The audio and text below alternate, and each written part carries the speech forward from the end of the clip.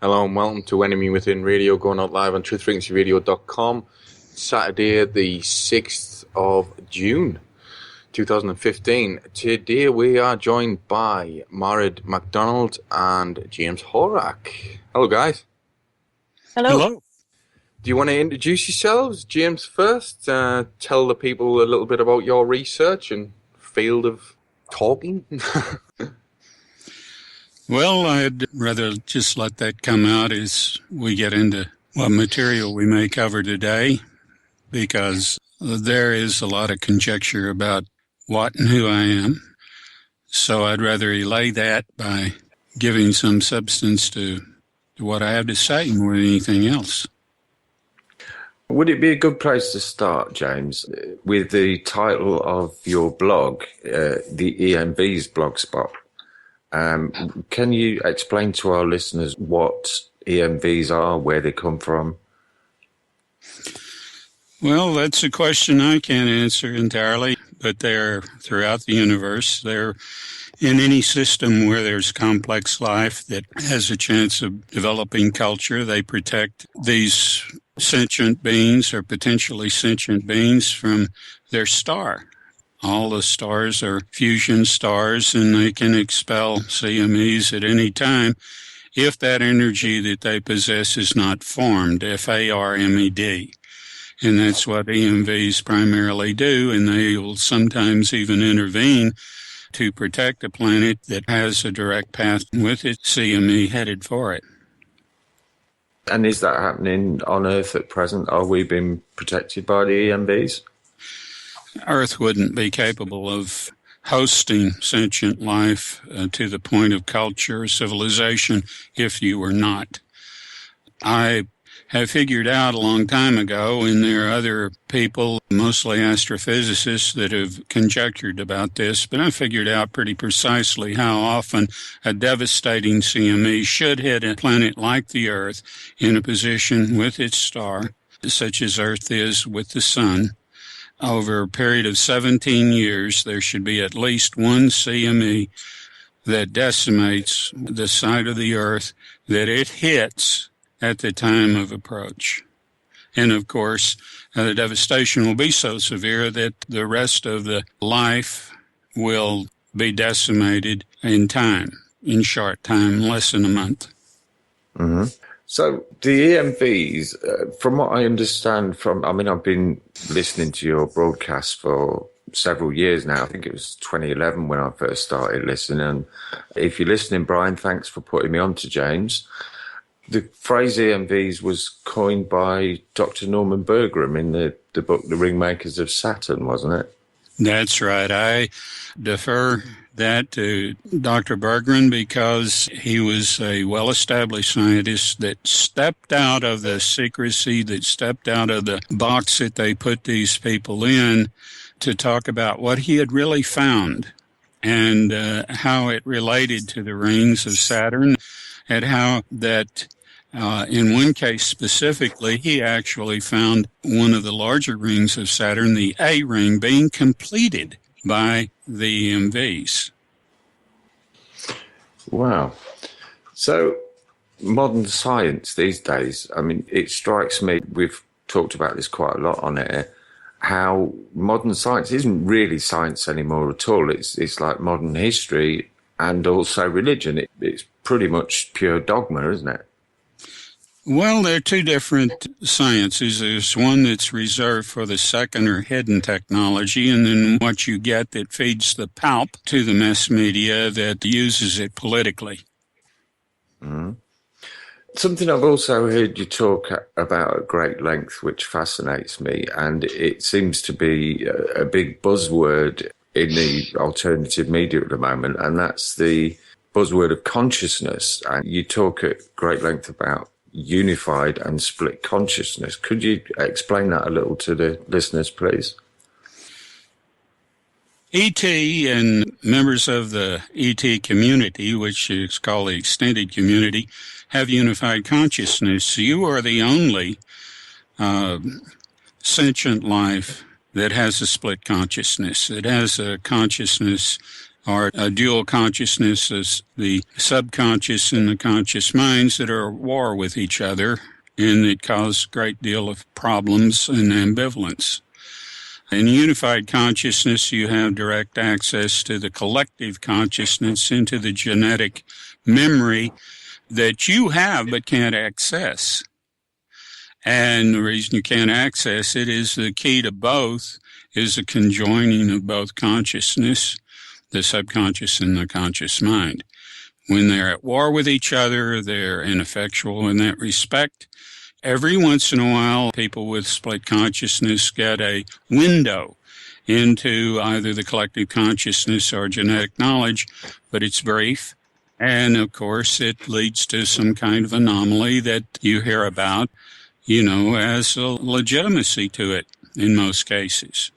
But the unified consciousness individual is not going to practice aberrancy, not going to do certain things, and can't do them by order of the evidence that you see in the skies above you. You see clear evidence that there are ET civilizations that are sending people here in their ships. This couldn't be possible if they had either personal or collective aberrancy. So is this split consciousness something that we on Earth need to overcome if we're to travel among the stars?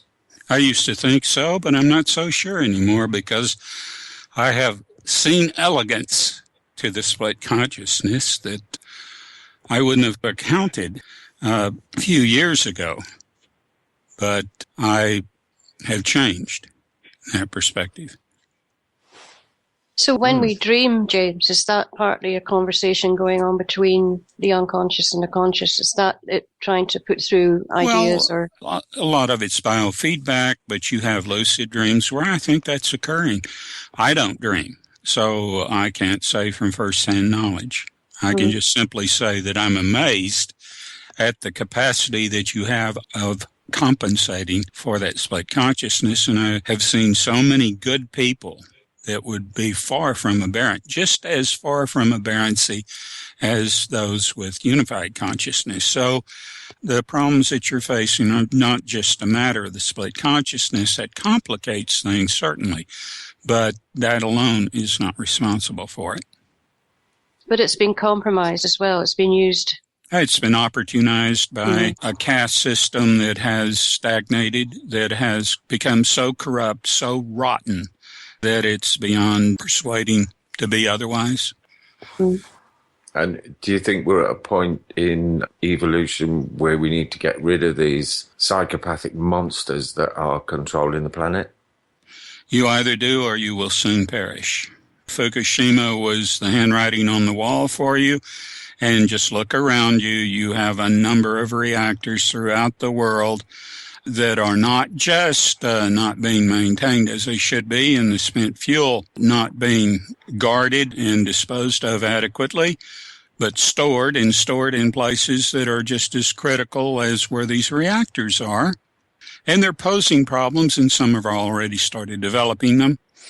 But the main thing that's so pressing now is that the policy of the U.S. State Department has destabilized so many areas and created so many enemies that the perfect weapon is not a hydrogen bomb or a neutron bomb or a plague or whatever else you can foment upon your enemy, but somebody carrying a small briefcase, walking into one of these areas where a reactor is, and starting off the same thing that happened at Fukushima.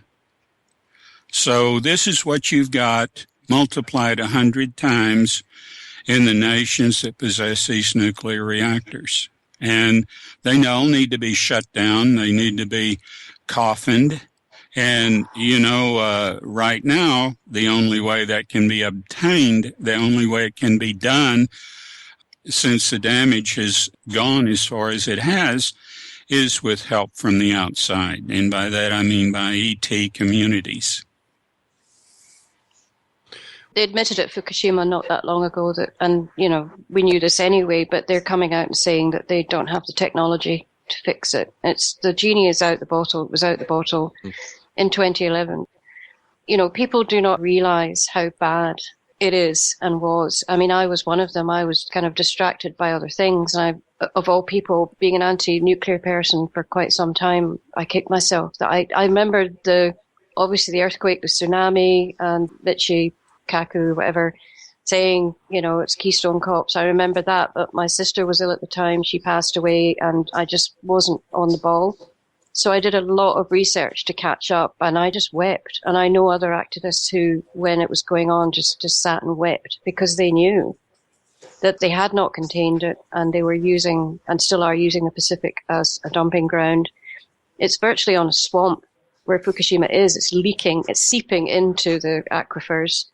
They didn't evacuate the people. They didn't evacuate the children. These children have now got thyroid nodules. They've got cancers. And that's just in Japan. We have to remember the jet stream. We have to remember how quickly that fallout was brought over the Northern Hemisphere. Chernobyl was bad. Fukushima is 50 to 100 times to 300 times worse. 1,000 times. 1,000 times worse. Okay, yes. Thank you, James. Because I always get, I always feel I'm exaggerating, but I know. Well, what people forget, Marit, is that we have had fission going on, atmospheric fission going on, and there are isotopes that both involve hot particles and long half-lives are severe enough in their short half-lives that we've never seen before, that we couldn't imagine the extent and the variety that could have been created. But the longer it goes on, the more that these are going to react with elementals already there. They're going to feed it. Mm-hmm. They invented a word to hide the fact, to avoid what they had already, back in the 50s, defined as a China syndrome. What happens and what this suggests is that this is self-implementing after a certain point. When you reach a certain temperature, what happens becomes self-implementing with respect to nuclear fuel, or what is potential nuclear fuel, and it doesn't stop. And that's what you have now. So they have created a problem that even if the resources were diverted to solving the problem, couldn't. So that's why I say, unless you get off-Earth help, there's nothing else can be done. It's just a matter of time. And it's worse than what you can imagine because it will become exponential at a certain point. It already has created Earth upheavals on a scale that has never been seen before. Okay, James, you say there that unless we get off-world help, we're pretty much doomed. What can we do as individuals and as a collective to try and get that off-world help? You have to change your leadership. You have to reverse certain trends and show that you are capable of being stable. You're capable of hosting a stable society that doesn't weaponize every damn thing you touch. Then it's given you. And the people that have been contacted here in an official stance know how to get in touch with these people. There's no big secret to it. They know what I'm talking about. And they'd better do it. And they better stop the depopulation. They better stop everything that points to that you should be given no help. You should be given no concern or even sympathy. And until the last few years, that was pretty much the attitude of the extended community, and it's changed somewhat too. But still, you have to do what you can for yourself. Nobody's going to give you a carrot for doing the right thing that should have been done all along. That's just not the way. So we need to do the right thing because it's the right thing. That's right. You need to put the people that are responsible for the problems out of power. I'm not saying kill them. A lot of them, are just people that are thinking they're making a living or making a high standard of living for their family or whatever. They're totally out of it. Totally out of it. It's like in the military, when after you kill so many people, killing is no big deal, is it? Well, this is what you've got with people that are taking more than they have a right to take, committing criminal acts, but are doing it with impunity, given to them by the government itself, by the agencies of the government, to do things like drugs, traffic in drugs, launder drug money, and so forth. I mean, this has become coin of the realm. Yes. I mean, see now, there are a lot of people, they seem to be putting aside the infighting that's going on between the people who are trying to get this truth out and coming together. I mean, we've done a couple of interviews recently, and we did one this week on People's Internet Radio from Ireland. And do you think that kind of coming together, the actions that are happening, like, for instance, Patrick Cullinan's mass indictments at the Royal Courts of Injustice on June the 15th, the 800th anniversary of Magna Carta, do you think those will be enough, or do you think it requires something more drastic? I'm fond of quoting a passage from Memoirs of a Revolutionary by Pyotr Kropotkin, Prince Pyotr Kropotkin. What he says is very interesting. He says it's not ideals, it's not values that create a revolutionary. It's the police. Actually, he should have said it's police brutality. This is the most polarizing of all things. The United States has polarized nations in the Middle East. That's why you have people that will feed CIA organization or CIA-created organizations like Al-Qaeda and ISIS. There are a lot of people going in there with ideals. They're going in there with whatever, but mainly what's driving them is they've seen their family members killed, tortured by policy, by the policy making of the United States State Department, who is servile to oil interests in this laundering drug money.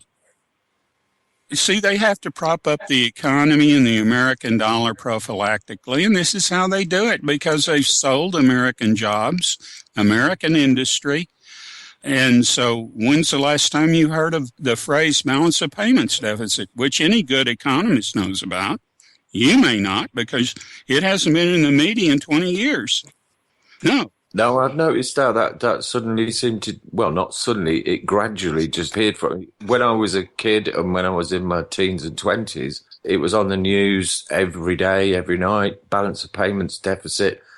Now, just look at yourself. You were a better economist then yourself than you are now, weren't you? Mm-hmm. Weren't you? Yeah. Well, it does seem to me that we've all been dumbed down and we've all fallen victim to a greater or lesser extent. I'm just glad now that I'm kind of starting to see what is really going on in the world. Well, imagine what's been done to our precious children. Mm-hmm. And still, there's so many of them that you can approach. I've talked with them and everything. They still reserve this spark, this love of truth, this clarity that they strive for. They're more spiritual in many ways than are we. Mm-hmm. I mean, truly spiritual, not this woo-woo crap that people throw out. It's like one of the close friends and associates that Myra and I have, Crystal Clark. She says it very well. How can you claim, even represent yourself as spiritual when you don't have any morality, when you don't have moral outrage over what's being done to you and your children? You can't be. It's like people are encouraged to suppress their emotions and their righteous anger at things. If you look at Kevin Blanche, who's an incredible activist, anti-nuclear activist, has been for a long time, who's fighting to get Fukushima awareness out there. His father was one of the veterans. He was a Marine, and he was one of the ones that they picked up one day and took him out to the desert and nuked them. You can see it on film. And he subsequently died of AML leukemia. Years later, Kevin watched it happen. So you can imagine how he was formed by that experience. And he is just full of anger and rage and passion. And I love him for it. Yes. If there was more people doing that. You know what I mean? It's not wrong to get angry. It's not wrong to rant at the camera and say this, we need to stop these people. We have to do something. Nobody else is going to do it for us. Kevin's doing this on his own, entirely on his own. He's going off to Vienna and he wants to go literally toe to toe with the IAEA, which is one of the nuclear alphabet soup agencies. Apologists. Apologists, yeah. And I'm looking forward, if I had the money, I would get on a plane and be there to stand next to him, because it's come to that. People need to be outraged about the fact that their food is compromised. You can't trust a doctor, vaccines. There's just so many issues now that I just can't understand how people would prefer to watch EastEnders and live in a soap opera and raise their children like that, you know? Don't you think the reason a lot of people watch EastEnders and live in their little bubble of, no, I don't believe that, but so it can't possibly be, is because they're absolutely terrified of the reality that is kind of staring them in the face? Oh, yes, I think you hit a large part of it, and not all of them. But some of them have such a narrow comfort zone that they feel compelled to protect it to stay sane. And, you know, modern psychiatry, which is another farce, has assured them that's true, hasn't it? That their sanity depended upon complicity with policymaking. That compliance was essential because, after all, what is mental illness? Mental illness is being in discord with those around you, right? What if those around you are eating children, sacrificing them, blah, blah, blah? Yes, unfortunately, that does appear to be going on way more than a lot of people realise. But it does actually seem to be surfaced and being made public now, which I think is a step in the right direction. Well, I celebrate you people in the aisles for your tenacity in bringing that out, for standing up for the victims that are coming forth, because your legal system, your social system has all failed them miserably and been part of the problem, been complicit with it. And, you know, the children... what's so horrible about England in particular is how easy it is to take children. You're off. We're just going to break. We'll be back. Okay. Welcome back to Enemy Within on truthfrequencyradio.com with our guests, Marid MacDonald and James Horak. Just before the break, James, you were talking about what is happening to our children and people coming out, whistleblowers, and finally some justice may happen now. Yes, in fact, I'm amazed at some of the heroes that you have involved in this, how far they've gone and the sacrifices and risks they've taken. It is very compelling. You have the Secrecy Act. You have all kinds of other little nuances of the Secrecy Act that you have to operate under. And, of course, all of it infringes upon the right of free speech.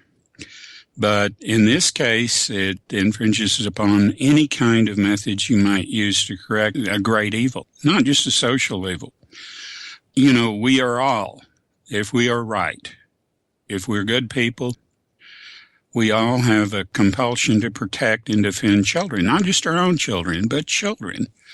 So I would love to see these spokespeople be able to reach the public for this to create the reaction that is innate in all of us. Good people, not monsters, not people that have lost their humanity for whatever reason or been worked on from childhood to be monsters, to be without sympathy, to be without empathy, to be without anything that would create the human values essential for the species to survive. In the US, just going over the pond, Obama said before he came into power that he would actually promote and encourage whistleblowers. And Obama's had the biggest crackdown on whistleblowers out of any president. Yeah, relatively, yes. Of course, it was done in England long before it was done in the United States because they got your guns. Mm-hmm. In every nation where they have achieved that, what has happened? Moved towards a more totalitarian state has occurred. And, you know, no one better epitomizes that than the stupid mouth of your prime minister. Cameron is the, I mean, my God, man, the thing he comes out with saying, you know, he is a step away from thought policing.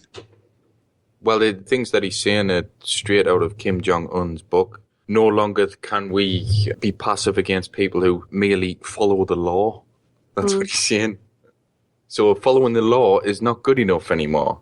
We're going to snoop on you. We're going to check out all your information. We're going to have access to everything, even though you haven't broken the law.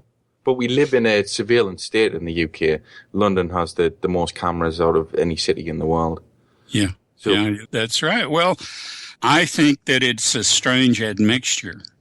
I think that one of the things that is very relevant to this is the Talmud, because a lot of what is coming out of Whitehall right now is related more to the Talmud than it is to Young's book.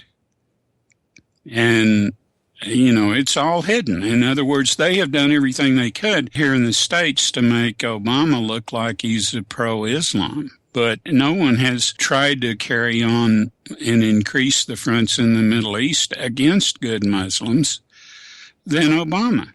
So who is pulling his strings? It isn't Islam. well, I think it would give people a big clue if they were to check out who in the British government and in the American government, because they both seem a fairly similar level, who has dual citizenship with Israel. Exactly. They all have, don't they? Yeah. Or the ones who are close to power. Look at who was chief of staff in the White House under Obama, right even to some degree into his second term.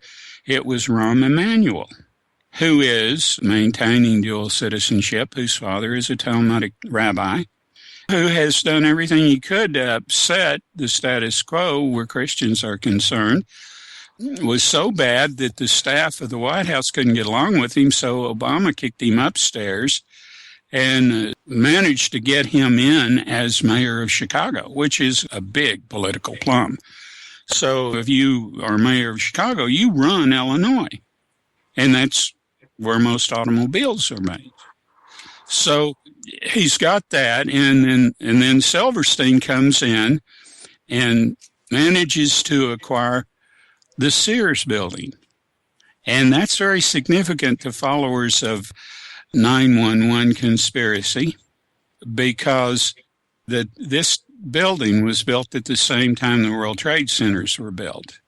And according to one authority on the subject, it was fitted out with a nuclear device to prove that it could be brought down with controlled demolition with the least damage to the surrounding structure.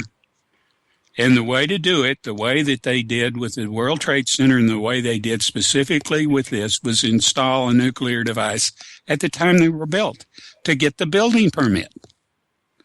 So, I guess Silverstein hasn't made enough money with the $4 billion that he made off of the World Trade Centers coming down.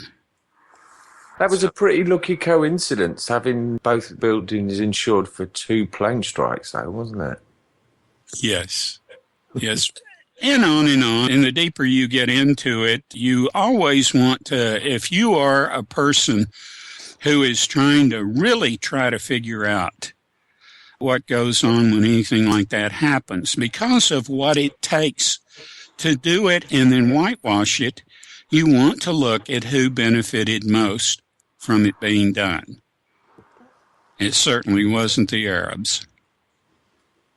Do you think is it 28 pages of secret documents that seem to implicate the Saudis? Do you think that's just a distraction?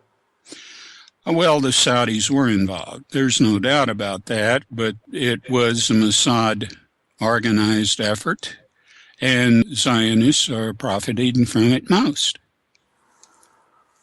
Well, anybody who's looked at a big range of 9/11 films, and they'll see the footage of the dancing Israelis, won't they? Well, they knew exactly when it was going to happen. They were ready to film it because they wanted a souvenir. That's how people are, even monsters. But they don't, once you understand what's in the Talmud that they follow, you understand that they don't consider us human. We're beasts of burden. We're put on the face of the earth to serve them. Mm-hmm. When we talked last week, you did mention Field McConnell, and I know that Field has put out a lot of work there on 9/11 with particular reference to the Pentagon, because he's got a lot of synchronous connections to that. And he seems to be of the belief that all these mass casualty events are actually filmed as a kind of snuff film that is traded around the world amongst these elites. I mean, can something that sick be really true? I'll tell you, there is no limit to their sickness. I wouldn't put that past them. They'll exploit it every way they can. The same way that a farmer exploits his cattle, exploits his pigs and so forth, only with more deviance. And that's nothing compared to what a Talmudic rabbi made a video and was claiming and throwing it in the face of us Gentiles and saying, well, you won't believe it, so I can say this with impunity because you are too stupid to be anything but incredulous. And is that Rabbi Finkelstein? Yes, you know what I'm talking about then, don't you? Yeah, yes. Now, that's about as outrageous as you can get, isn't it? Yes, we kill the children and mince up the flesh and put it in a sausage at McDonald's, and you're too stupid to realize you're eating your own children, yes. Well, I'm going to tell you something. If you know what they really worship, which they'll say Lucifer, if you know what that represents, Lucifer was a fallen angel. If you know what that represents, then you will know that that is to their own glory in their eyes. You see, they have two methods of operation, and that's one of them. The other one is to telegraph what they're going to do firsthand, so they're acquitted of any guilt. Let's take an offshoot from that. What is the ceremony that goes on at a certain... Cremation of care. Yes. Cremation of care. What does that mean? I'm just saying Bohemian Grove. Yes, what does it mean? Cremation of care. What does it mean to you? Well, basically, I look at it as burning away any care. So this is what these elites, this is what they stand by. They don't have any care. It's a kind of a psychopath point of view over things, a sociopath. Well, how did the English aristocracy before Napoleon and the French aristocracy do it? Well, it's kind of like looking at somebody like Tony Blair or George Bush Jr., who's responsible for so many deaths. And you think, how can this guy sleep at night? Because he's burnt away all his care. He doesn't care whatsoever. He's a sociopath type of person. Well, now again, how did the English aristocracy and the French aristocracy do this cremation of care type thing before Napoleon? Do you know? No, I don't. Actually. Hunting the maiden. Ah. You know what that entailed? Please tell us. You take a virgin, strip her, and hunt her with dogs like they do fox and stag. Huh. So is fox hunting a representation of that, just as the cremation of care is burning an effigy of a child and it was actually a real child? Once over. Yeah, very similar. Very similar. It's the same spirit of the hunt. But, of course, you have to always understand that there are sons and daughters of the elite that don't participate in this sort of thing and may not even fully realize that it's done. So you have the eldest that's getting everything because they recognize primogeniture. They want to return us back to feudalism only under corporate rule now, which is even worse.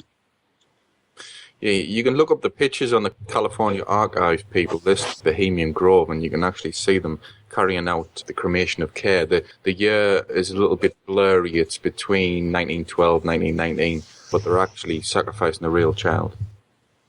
Yes. You mean that's actual footage or photographs? It's a photograph in the California Archive. Really? I didn't know that. Yep. And so that would be just at the end of the First World War? They're not sure of the year. So it's basically between 1912 and 1919, but it's a small black child that's been sacrificed in the cremation of care. There's a bunch of other photos of Bohemian Grove, nothing really going on, just the people there. There's one of a guy being hung there as well. That's the only two nefarious pictures, the hanging and the cremation of care with a real child being sacrificed. I think one of the mechanisms that people need to understand, because this is very horrible, you have to understand what the purpose is. You have to understand the mechanism going on with this. When you get into a secret society, the first thing that they do is perform ceremonies. And these ceremonies, the further in you get in and the more trusted you are, they get worse and worse and more bizarre until you are committing a criminal act that is then a blackmail card to keep you in line. Then you're fully trusted and you're fully a member. And until that happens, you're not. In other words, this Satanism or Luciferianism or whatever you want to call it constitutes you being enveloped to the extent that you have committed a criminal act by which you can be prosecuted and which you will be if you ever step out of line, and they'll have everything they need to win a case against you in court. Sorry, I believe that the pictures were a little bit earlier, 1906 to 1909. It's about right. If you search on Google for California Bohemian Grove Archive, it's the top link. I looked a long time ago, and that photo of the cremation of care with the real child is actually on our page on Facebook, Enemy Within Radio, or one word if people want to look it up. I'm just curious about the historical timing leading up to the First World War, as if there wasn't enough of a sacrifice. Well, it was acquired by the leading Bohemian of the time, Bohemia Grove. I was confused because I think it was another site put it at 1914. But yeah. All the photos are there. I think there's 54 photographs there, so you can look them up. It's oasc.cdlib.org. Well, all this methodology, as bizarre as it is, all of that was the brainchild of the Tavistock Institute there in London. Yeah. So I'm going to blame it all on you guys. Well, we were doing it centuries before your country. Yes. In fact, one of the things that's interesting is that you know that there have been archaeologists over the years that have found indication that the Druids and that here in the United States that different southwestern cultures resorted to cannibalism on a scale. And, of course, we know that the Mesoamerican Indians that were monument builders like the Aztec and Mayan resorted to that. It was ceremonial cannibalism, but it became a lot more than that after it progressed. In fact, after the sacrificial victim had his heart cut out and the priest bit into it, if he was a vampire priest, that's what they called him, then the legs and arms would be cut off and thrown down the steps of the pyramid or temple, and they would be sold at market. And one of the interesting things, if you ever go to Mexico City, there is the Palace of Art. And you go over to the Palace of Art, in the Palace of the Government Palace, there are murals, Diego Rivera murals, and they will depict this in the murals. Wow. Yeah. Yeah, I'm just at the moment in the process of finishing off Fingerprints of the Gods by Graham Hancock. Hopefully we're going to get Graham on September time when his new follow-up book comes out. And the level of depravity seems amazing. But from what I can gather, that kind of behaviour, it was around before the arrival of the Viracochas, the bearded men who came over the sea on the boats that shone like fish scales. I mean, are they remnants of a previous higher civilization, James? I wouldn't say higher. I wouldn't attribute anything like that to a higher civilization. No. No, I mean, the Viracochas actually stopped this behaviour and taught men to live in peace. And it wasn't until the Viracochas left that they resorted back to the cannibalism and barbarism. That's mixing two myths into one. The Viracocha and Quetzalcoatl. Quetzalcoatl predicted that if you don't change, if you don't stop this, there will be people from the east that will come and they will stop you. And of course, the Mayan priests, by the time that this had happened after the conquest, 30 or 40 years, they could see no difference in the brutality of the Spaniards than they could in their governing that utilized human sacrifice. Now, the Spanish were appalled by what they found and destroyed as much of the evidence as they could out of repulsion. But how does that differ from the Spanish Inquisition? No, it does seem that many of the ills of the world that we live in today can be traced pretty much directly back to the Vatican, doesn't it? Well, that and one other thing. Cortez told Moctezuma as he's cutting his hands off something very interesting. He told him, he said, "We Spaniards suffer from a disease of the heart for which only gold is the cure." Huh. And truer words have never spoken.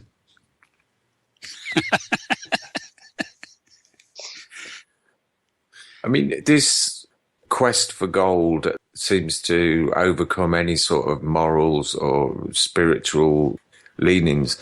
Is that connected at all to the use of monatomic gold? No. Monatomic gold is another thing. Now, it takes quite a bit of gold to make monatomic gold. Mm-hmm. And then you can't be assured. I mean, there's so many things that you have had in the past that you've lost, technologically lost, like the ability to make electrum. You can't make electrum because you don't know the right percentages. And there was a show that Kevin Smith did with a gentleman who would go out and investigate implants. And he went to this home where this lady had a daughter, a young daughter, a child. And she was visited one night by what seems to be EBs that placed these little electrum spheroids in her nose. Didn't implant them, just put them in her nose, and you could blow them out. And so the mother, next morning, the child wakes up and she remembers what happened to her, unlike abductions. So this is very significant. So she asks the little girl to blow her nose, and out comes these little balls. And so she loses them. They come back the next night and do it again. And, you know, what they're doing, if they had done it, and done what I recommended, they would have taken these to a metallurgist, and there probably was enough using different methods, not the fire assay method, but others, for them to determine the proper ratio, and they would have recaptured the formula for knowing the proper ratio of making electrum. People that have tried to make it don't have the precise formula, although it is in some alchemical works in the Vatican that, you know, is so far back in the archives, so far back in the secret archives of the Vatican, they probably haven't come to light in 300 years. But nonetheless, that was an attempt by E.T. to try to get, well, like they do with the crop circles, to try to get you a little hint about what's going on and how to change your concept of physics to more accommodate the truth and the reality. While we're on that subject, James, can you clarify for people the difference between EBEs and ETs? Yes, well, you talk about EBs like you thought they were sentient. You thought that they were ETs. They're not. They're not sentient. They're chunks of meat sewn together with a computer terminal. And I'm talking about the grays, what most people think ETs are, and they're not. Of course, they serve the New World Order when it wants to represent ETs as hostile and fearful and to implement the final step in the New World Order, in implementing the New World Order. You know, you don't have to take my word for this. This is what Werner von Braun told Carol Rosin years ago. And he was up on what they were up to. This is something that they've been planning ever since before the end of World War II. The mechanism for trying to conquer the world through banking and different schemes actually began before World War I. It was the World League, the World Bank, all of these things. And, of course, there were people that fought it, like William Cullen Bryant. All of these people came to the fore. And when they saw things heading that direction, they would stand up. When they wanted to move off the gold standard to the silver standard, he stood up and said, "No, we will not be crucified on a cross of silver." Today, we can understand in retrospect what he meant, but everybody thought he was crazy then. Mm. So when did they start to actually use the EBs? I mean, would you say the EBs are almost like part of the second technology or influence the second technology? No, what the EBs are... On the break, sorry. Okay. Welcome back to the second half of Enemy Within, live on truthfrequencyradio.com, 6th of June 2015, with our guests James Horak and Marid MacDonald. Just before the break, you asked Marid, do the EBVs represent the second wave of technology, I believe?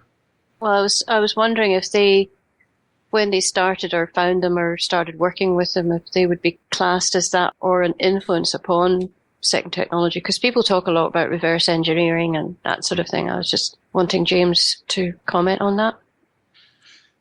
Well, EBs have been here 25,000 years. This is their last refuge.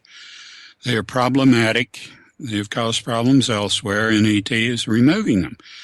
If it wasn't for humans here protecting them, giving them subterfuge, they would be removed. In fact, that's what the subject of the conversation was between Eisenhower and two ETs that visited him in that famed meeting. They offered to remove the EBs, which are problematic. And, of course, the military that happened to be there at the time protested and said, yeah, but will you give us technology? And they said no. Of course, the technology they were talking about was weapons. No. And they deferred and ended up turning down an offer that would have made a great deal of difference. But EBs are used. They are used to cover what's really going on with the so-called abductions. They will be used to create the illusion of a hostile alien attack. They have acquired some technology from them. They have acquired a few things, but they can't, even then, the drive in their vehicles and how to make the metal that the vehicles are composed of are so vastly far beyond anyone, including EBs, because EBs are like an automaton, only not quite an automaton. And they were devised for deep space exploration by a peoples that were too humane to send sentient life off into deep space, never to return, but this information back on what they found. So after this civilization aspired to a higher level of existence, they made every attempt to round up the EBs and dispose of them, and they didn't get them all. And they can make more of their own kind. So that's basically the use that they have for some of the things they do, and the mutilations that you see and whatever. Some of it's genetic research done by covert black ops. Some of it's done by getting the necessary tissues to make more of their own kind. But they have no personality. They have no reproductive organs. And this is one thing that I've tried to get along with other people, no matter how high you aspire, whether evolution or genetic enhancement. One thing you never do is get rid of your means of pleasure. And so that should demonstrate something to you about what I'm saying and the truthfulness of what I'm saying. You've been talking about the technology being used here on Earth, and I wanted to ask, do you think this technology is being used to create the stealth fighter, the stealth bomber? The reason I ask is during the Kosovo War, there was actually a stealth fighter, a US stealth fighter, was shot down. Now, that stealth fighter was transferred quickly to Russia, and there was a spokesman on the news at the time, and he said a very interesting thing. He said, oh, we're not worried about that, because they can't replicate the metal. Well, the stealth fighters don't have that metal. What the metal is beyond any ability here to produce. It has to be produced in the presence of a star, very close within the corona of a star. This metal passes off heat as quickly as it picks it up. It's capable of being ionized and providing an environment inside the craft that is friendly to the beings inside it, protecting them from the G-force that the maneuvers of the craft will make, protecting them from the ionic bombardment and cosmic bombardment coming from other stars in our sun, and protecting them mostly from the Van Allen belt. So, if you don't have the metal, you don't go anywhere with anybody inside you. Simple as that. Of course, that has been done to some extent using EB craft, but that was because ET would have the common respect and decency not to fire on an EB craft that had a human in it, and they know that. But now, since you have begun depopulation and ET has no more reason to show you that kind of consideration, the policy has changed. They will fire on EB craft with humans inside now, trying to escape Earth. Yeah, and have. Wow. What I was going to ask, James, you mentioned that the EB technology was planned to be used to create a false flag ET invasion. And we've seen, I don't know if you've seen it, but flying around on social media this last week or two, everybody's been saying that the Pope is going to make an announcement of ETs, the reality of ETs on the 5th of June, which was yesterday, and I never saw any announcement. But do you think that's part of that agenda? It's already been in effect. He's already, or the Vatican or the papacy has already admitted, well, ETs could have souls too, big deal. All of this is, there's some components of the New World Order, like the Pope and the Cardinals, that are conceding to a program that was started back in the 30s called gradualism. It's a methodology. But Obama has gone full steam ahead. I think he's kind of out of control. And Cameron, same way, same thing. They have deserted gradualism to go full steam ahead. And, of course, that is an arrogance they may not be able to afford. So you're saying that the new Pope, because I remember the other one, I've forgotten his name now, but in it was 2009, 2010, I think he was saying, we need to consider ET as existing, which was quite a shift in perspective for a Pope to come out with that. So this new one is just taking it that little step further with that, planting that. Well, nobody in the United States attached to any agency can build a credibility for what they have been debunking for the last 50 years. And, they have ruined people's lives, killed people. They've done all kinds of things. They have never done anything effective to actually debunk the existence of ET. What they've done is they have controlled the operation, the way of looking at the potential that ET might be. And in the West, it's always been hostile. It's always been, we don't know what they'll do. They may decide to conquer us. That's what we do, So, the truth is, they've been here. The one most protracted, long-lasting, and observable flap that has ever occurred was in Colares, Brazil. And you don't ever hear about it. There was a special done on the History Channel that went into detail about it. It went on for months. There was a military contingent sent down to investigate it while it was ongoing. Everyone in this Delta Island village of the Amazon River, everyone was probed, including the doctor, the lady doctor that was there that thought was all hysteria until it was done to her. And it wasn't an invasive form of probing or anything. In a way it was, but it wasn't like what the abductees describe. And these were people, they used different types of vehicles. Their operation was seen by this military. This one commander who was in charge of the entire unit came forward after 20 years, produced his drawings, and gave his story, and even his contact with one of the ETs. And all of this was shown on this documentary on the History Channel. It caused the Brazilian government and military to open up their files to all the ufologists in Brazil, and they did. They've had disclosure there. But that you're was not. Colares, wasn't it, James? Yes. Yeah. Yes. Wasn't there one ET that had a mask, or he had to wear a... Well, that's the thing. This civilization was very advanced, and they were disposed towards what I call spiritual technology. They give up the mortal coil, and they exist in energy. And that energy is very powerful. And so he had to wear a lead mask. And there's another story, and again, Brazil, associated with the same thing. But these were guys that came from outside. The extent that is covered by the extended community wanted to see for themselves what was wrong with the people here and if they could do anything to help. And so they came in and they took, because this island was isolated, they took it and they proceeded to try to find out what was either psychically or biologically wrong with the people on this planet.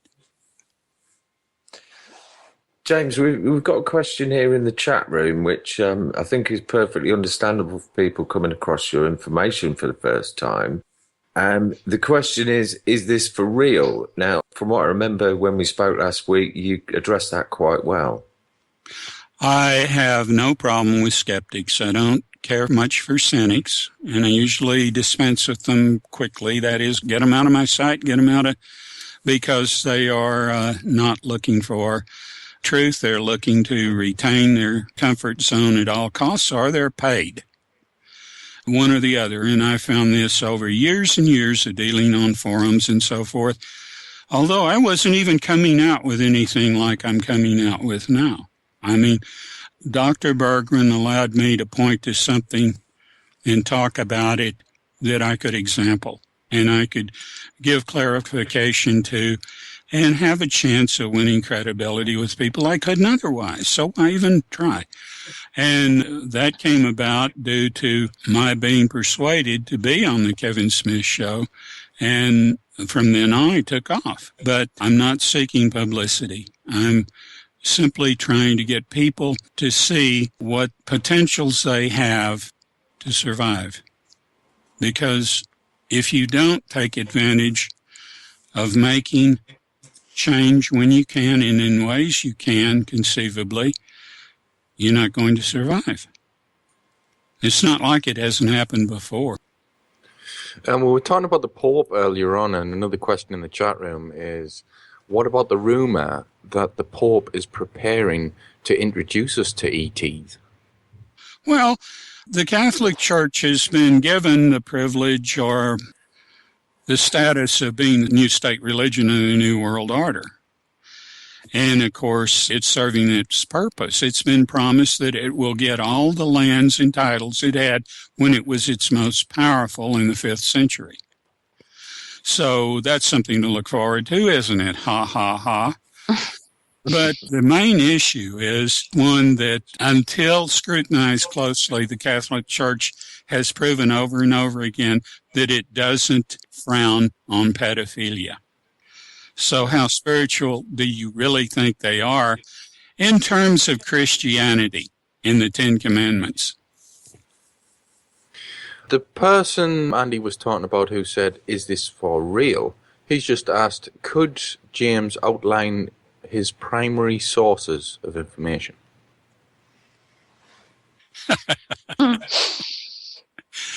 Well, I would expect that question. And let me tell you something.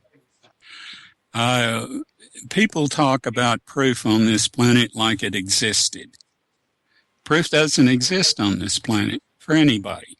There isn't a single scientific principle, a single law that you've ever put into effect that's persisted.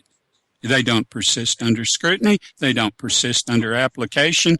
They don't persist under belief. So you ask me for proof. All I can tell you, if you ask that question, you can't conceive of what my reply would be fitting into your bubble. Mm-hmm. It's like what Crystal talks about when she did that amazing interview with you, the talk, which is like a book, really, The Refined Cosmology to Address Cosmic Anomaly.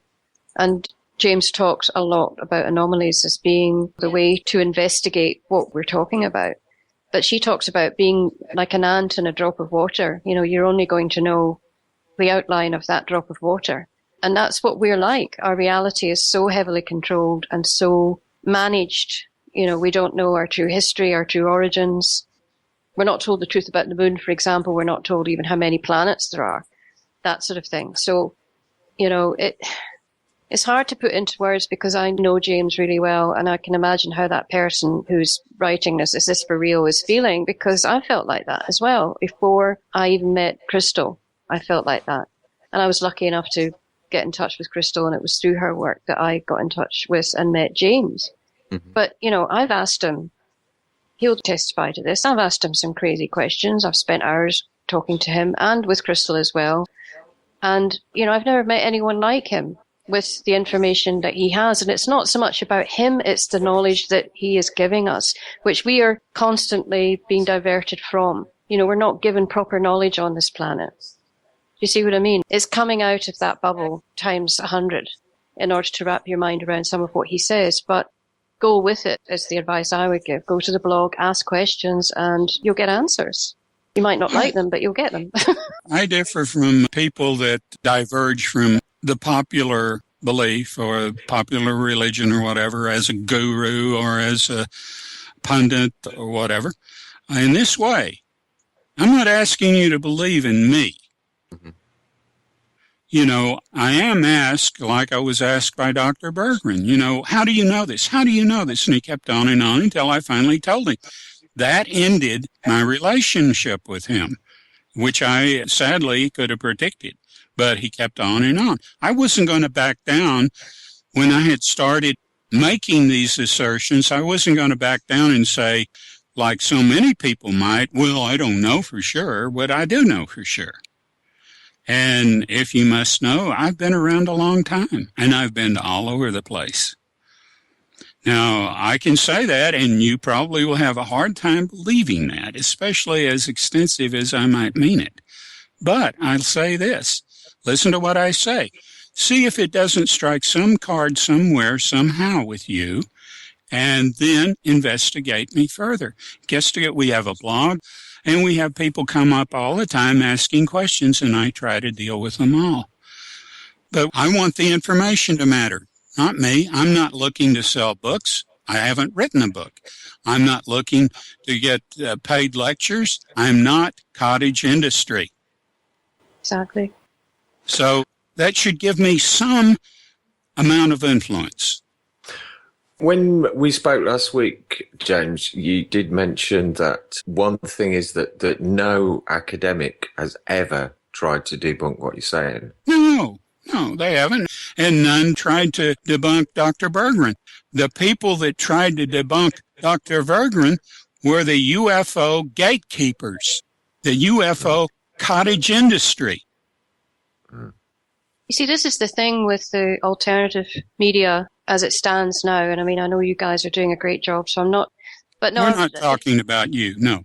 No, but if I can just explain, my experience, I'm trying to come from the sort of viewpoint of the listener at the moment. And I went down so many rabbit holes, it wasn't funny, and was deliberately led there and had a really bad experience over a period of a year in the hands of people that were playing with my mind in a pretty horrendous way. And their agenda was to push and push and push the whole reptilians are coming to get us, or there's rogue reptilians that are helping us.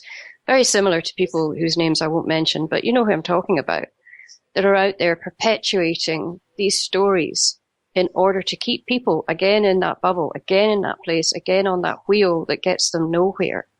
And very often away from what's happening politically to their country. While their rights are being taken away, they're sitting there saying, the Anunnaki are doing it, and so-and-so's doing it, and Sitchin was right, and blah, blah, blah, blah, blah. And, diverting responsibility from the people that are. They're not human beings. They should be human beings, but of course they're either damaged, they're psychotic. There are different degrees of that, of course. And, it all comes down to what they're introduced to when they're young and have no defense. And then whether or not they'll pull themselves out of it. There are people that have, like Svali did, being in the Illuminati. All of these people that are brave enough to do that were captured before they had any means of defense as children. So, being in an elite family doesn't mean that you're one of these monsters. That means that you're exploited. And as soon as you do have some control over your life, what you do then is what counts.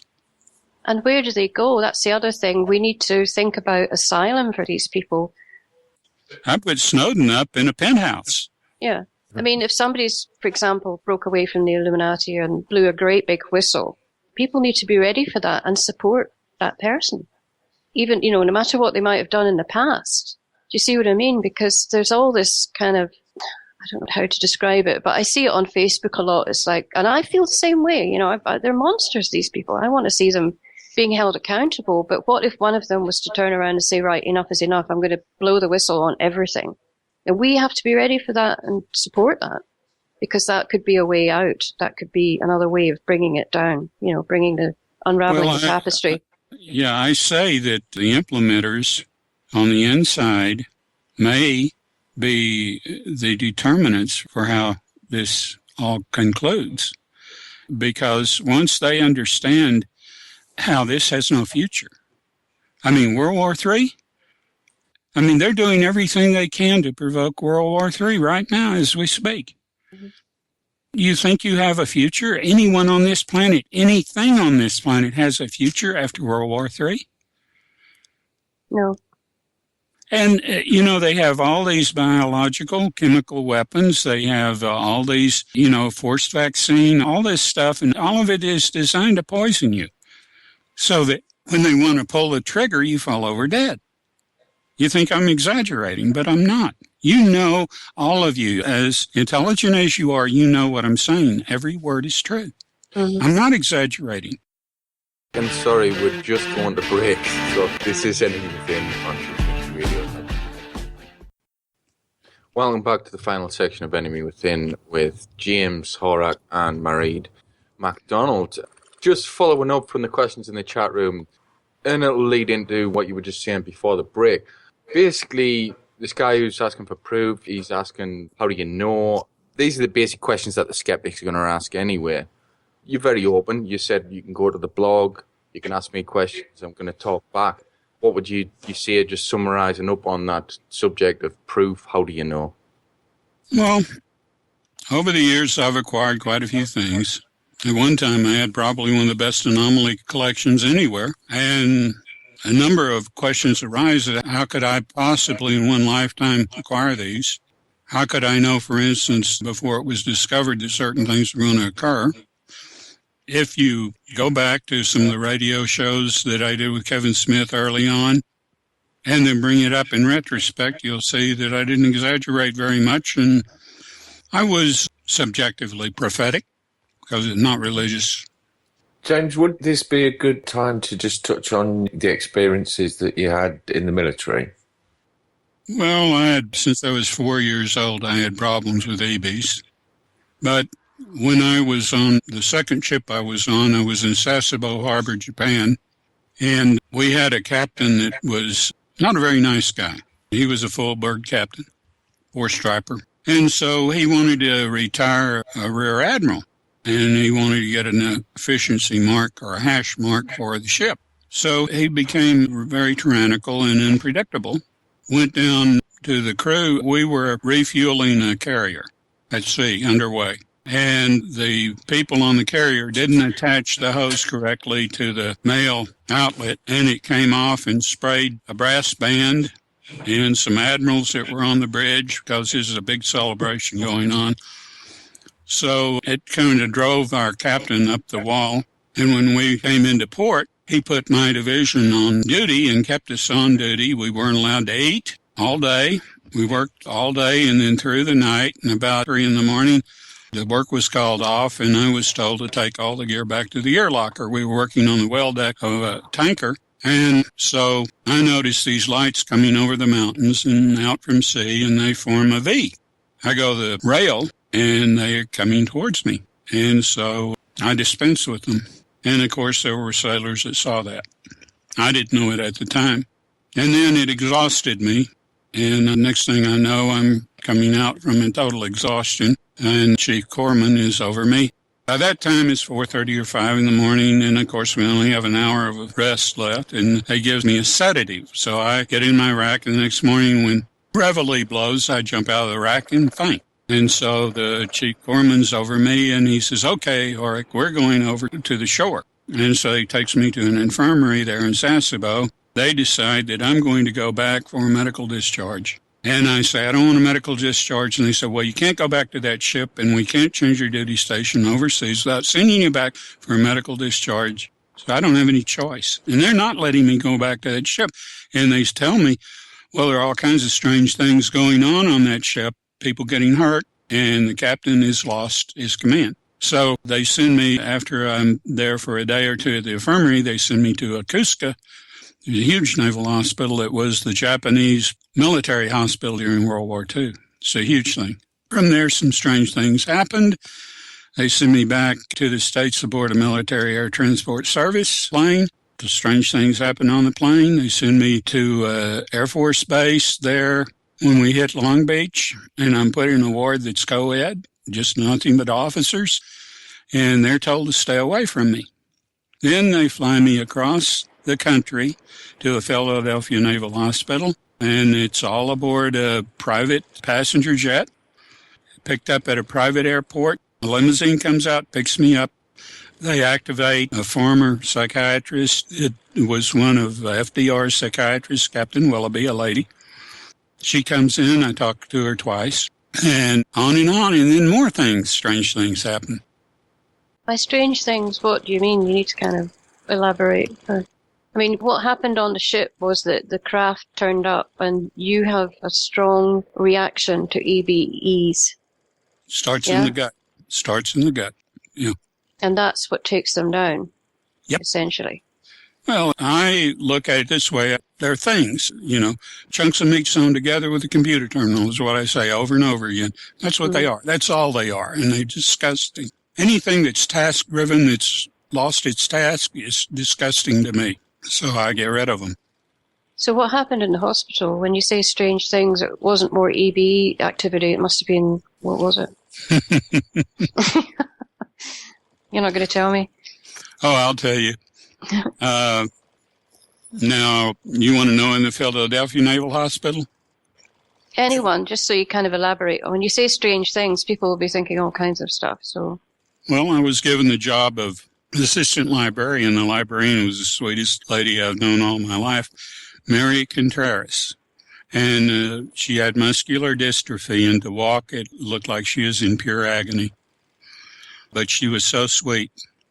And, of course, she was a devout Catholic, and the only person in the world that could have dragged me to a novena. She did. I loved her. But one day she comes in. I'm in charge of the medical library. She comes in and she asks me, would you mind going up to the 7th floor and reading to some people? Reading. I said, no. It sounded odd, and I didn't think about it very much, but I would do anything for her. So I said, sure, I'll do it. She said, this is what you'll have to do to get there. So I was given directions on how to get there. So I get a couple of books and poems and stuff and go up. And these are survivors of the Philadelphia experiment. Yeah. Say no more. Did you work that out for yourself, or did they tell you that? Or how did it come about that that was confirmed? When a person doesn't materialize completely in front of you, and flashes back and forth like they're going from one dimension to another, you figure it out for yourself pretty fast. Yeah. And so how did they keep that so secret, the wards? I mean, because there must have been... They kept them there. That's where they stayed. They didn't go anywhere else. I mean, that was a closed ward, and I didn't see everybody who was in there. I read about 6 of them. Visited them, and go up there and talk to them, ask them if they want anything from this store. So the people that were nursing them and taking care of them, they must have all been sworn to absolute secrecy then. They were devoted to that's all they did, is tend to them. And they did tell me, well, you're making a difference, which made me feel good. But I think because of what happened on that military air transport plane, I think they thought that I could do a lot more than I really did. But there wasn't too much I could do. I could just make them feel better and give them some kind of relief from what they were agonizing. So basically, with the craft turning up at that time, because I remember talking about this before, it was like they knew you were tired. It was a vulnerable point. I was vulnerable, but that's when I'm most dangerous to them, not to humans. Wouldn't harm a human for the world, literally. No. No ET will. Now, you wanted to touch on Jade Helm? Yeah, just to touch on that, I thought it would be important for James to talk a little bit about Jade Helm. Jade Helm 15. Well, you have to think of anything like that as how does it serve the intent you know they have? Is it purely fear? Is it a practice run for what they intend to do later? Or is it a potential? I think it's a potential. I think that whatever they're going to do is going to be contingent on what's going on when they either announce something like economic collapse or false flag, the reaction to a false flag. Because you see, I don't think that most Americans today are going to behave the same way with the next false flag that they could predict would happen with the World Trade Centers. I think the timing, it's impossible for them to do anything at this point without the timing giving it away to smart people. So you see the problem that they have there.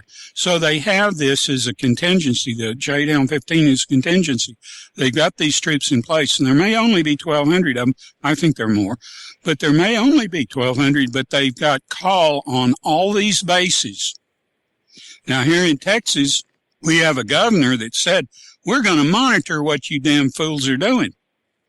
And so that may give some credence to a report that's come out that Obama has removed Texas from the Union. Because that's the kind of thing he does. I mean, what does he do? I can't have Syria, so I'm going to mess with Ukraine, right? He's got to punish. I mean, he is so far out of line and out of control that it isn't funny. I mean, how does this serve people that have employed gradualism for 50 years? I was going to say about Jade Helm, I can't remember the name of the woman who did a really excellent video that Crystal shared, which was more or less demonstrating the full spectrum dominance that they would like to roll out. And I wonder if that's part of it, that they want to test out technology. Mara, you see, I'm going to tell you something. In 96, they're going to do the same thing. In 96, when they tore down Ranger Stadium to build another one, or in the process, or was it the football stadium? I don't know. But they first of all used it as a practice field for what we're talking about, search and seizure. And they had black helicopters downtown in among the skyscrapers in Fort Worth and all that stuff. Explosions, detonations inside the building or the structure of this massive arena. And since then, there have been several times that the militia and other groups have been on the verge of preparing for the worst. Because, when you remember the H1N1 virus, same thing as the Ebola, same thing as avian flu, or any of these things that they will try to use to mandate vaccines. On and on and on. You call it regimentation, call it anything you want, but they have backed down many times. Many times. There have been several instances where they were preparing to go ahead and implement martial laws, process for leading into the New World Order, implementation of the New World Order, and employ search and seizure, military search and seizure, house-to-house search and seizure. Bo Greitz, as early as 94, was lecturing about this, and he had been a colonel in the Marine Corps, I think. And he came out because he had been briefed in this. So there have been a number of people. When the H1N1 virus was going on, there was a lady came out of the military to say they want to chip you. That goes along with the mandatory virus, and they'll go house to house, and search and seizure will follow up. Well, that light on these snakes drove them under a rock again. I've seen this happen 3 or 4 times. This is what we're up against now. They may feel more compelled to actually go through with it now than before, and I'm sure they do. But whether they do or not is going to be dependent upon how we reach the public and make them aware of the potential of this. Not to make them fearful, but to make them, if worse comes to worse, prepared for the worst. I don't mind being called an alarmist if my actions help avert what they have planned. When I know they have it planned, I know what they had planned in 2000. Andy, do you want to address the September situation? Right. September. Is this the asteroid story? Well, people have been a bit elusive in the chat room, but there's a lot of talk of big events or something happening in September. Is anything you can see on that, James? There's all kinds of possibilities, all kinds of directions, just like there have been before. They'll depart even from their Illuminati card deck. They'll depart from projects that have started, But what you look for is what draws together other components, like Obama wants to bring illegal aliens into the military. What's that all about? What was Fast and Furious all about? Arming the gang, the worst drug gang in Mexico. What's that all about? When you start putting these together, what better thugs to have in uniform doing house-to-house search and seizure for you than people that would be more than willing to fire on Americans? You see, I don't think he trusts the military. He has a problem with the military anyway, because a lot take their oath to the Constitution seriously. Well, that's the thing. A lot of people say, oh, well, the military will come in and disarm everybody. But the military are the people. They swear an oath. They've got families in these houses where they're going to take guns away. Think what they figure out whenever they go to Afghanistan to guard poppy fields. Mm-hmm. Think about what they figure out then. I have been out. I have base privileges. I'm a disabled vet. And I go out to the base and I talk to people all the time. And if they're not Blackwater, if they're Marines, I'll say, well, I hope you're not going to Afghanistan to protect poppy fields. And they shake their head and say, not if I can help it. They never argue with me. So what we have is a military that a monster would distrust, but not a good American. And, even when recently Joe Biden lost a son, I commiserated with that because his son had served his country. And I made a snide remark, of course, when I said, I sympathize with you. He actually served his country. So that's a little bit of a snide remark, but it depends on how you take it, and I hope he didn't take it the right way.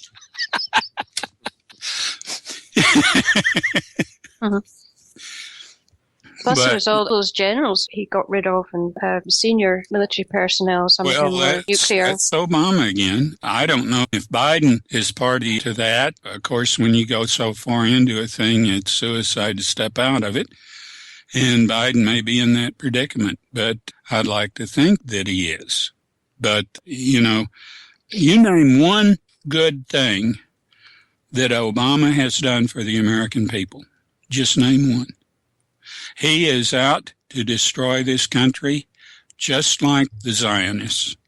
Even the Christian Zionists, the people that have infiltrated the fundamentalist Christian, like the Southern Baptists and so forth, they don't know what the people that have infiltrated them. There's one, Vendell Jones, who organized the first Christian Zionist convention. And he's put out articles, a little paper that he puts out, where he glorifies the day that Israel helps bring down the United States. And this was true. I read that in one of his papers. I went to a couple of his meetings because it's how you find out the truth. You got to do it. And so I went to it and I listened to him. He claims he gives Torah studies, but he doesn't. So every Thursday night, and if you want to go yourself and see what I'm saying, I'm sure that if you say the right things, you'll get in. But these people rejoice. Obama, the people around him, like Rahm Emanuel was, they rejoice at the idea of destroying this country, tearing it apart, and giving pieces of it to Mexico, pieces of it to Russia, pieces of it this, so that it'll never be able to come back again. That's their idea. That's the New World Order, what it's all about. Even before Obama came down the tube, so to speak. Andy? The September issue. What is it, though? Is this to do with this meteorite, another meteorite story? I think they're just talking about the outcome of Jade Helm because it's going to last until September. It's going to start in July, and it's going to be almost 2 months. And something very similar is going on in Canada, and there are different reports that I've received on that. Recently, someone posted something going on in Michigan. Now, in Michigan is where there was something that happened years ago when there was a get-together, like a picnic, of militia. I never did find a resolve of this. I looked and looked because if what happened is what is claimed to have happened, you would expect survivors or relatives of survivors to let it out.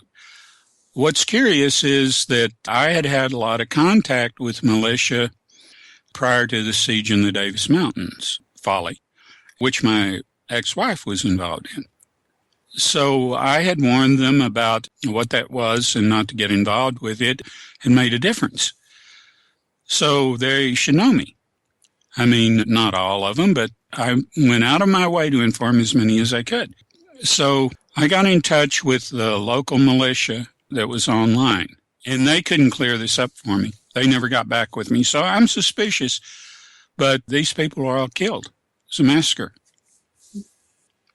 Is there any links you want to give out before the end of the show?